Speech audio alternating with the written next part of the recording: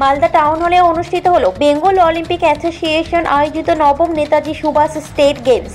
মঙ্গলবার যোগ প্রতিযোগিতার আনুষ্ঠানিক উদ্বোধন করা হয়। সেখানে অনুষ্ঠানে উপস্থিত ছিলেন বেঙ্গল অলিম্পিক অ্যাসোসিয়েশনের চেয়ারম্যান সৌরভ বিশ্বাস, মালদা জেলা ক্রীড়া সংস্থার সাধারণ সম্পাদক কৃষ্ণেন্দু নারায়ণ চৌধুরী সহ অন্যান্য পদাধিকারীরা। রাজ্যের বিভিন্ন প্রান্ত থেকে প্রতিযোগীরা অংশগ্রহণ করে যোগ প্রতিযোগিতায়। মালদা থেকে হরেন চৌধুরীর রিপোর্ট, বাংলার কথা।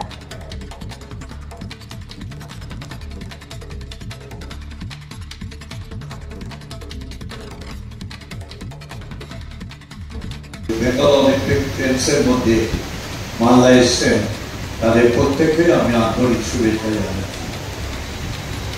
আমি আমার পাবলিক রিপ্রেজেন্টেটিভ ডিগ্রিটা বেশি বলি, পদবিটা আমি বলি আমি খেলা বলি এবং খেলাকে ভালোবাসি। আমি নিজে দিয়েছেন সেক্রেটারি করছি। সব থেকে যখনই আমি কোনো পোস্টে থাকি না কেন, কোনো পোস্টটাকে বাইরে রেখে যখন আমি খেলার মাঠে আছি, তখন ওই খেলার মাঠটাই হলো আমার পরিচয়।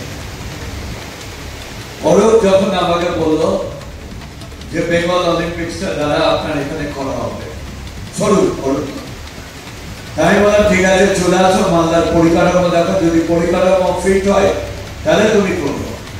এবার গোটা টিম নিয়ে সুরবিদি আছেন, সভ্যদা আছেন, আমাদের দিলীপ দাদা আছেন, এরা আছেন সবাই। এরা যখন দেখে বললো যে না মালদায় করে থাকে, তখন সিগন্যাল দিল। এরা প্রথমত এই সামনে প্যান্ডেল করে করার কথা ছিল, আমি বললাম না এত গরমে ওখানে করা যাবে না। তখন এই অডিটোরিয়ামটা আমি খুলে দিলাম, যেন এই অডিটোরিয়ামে করবে।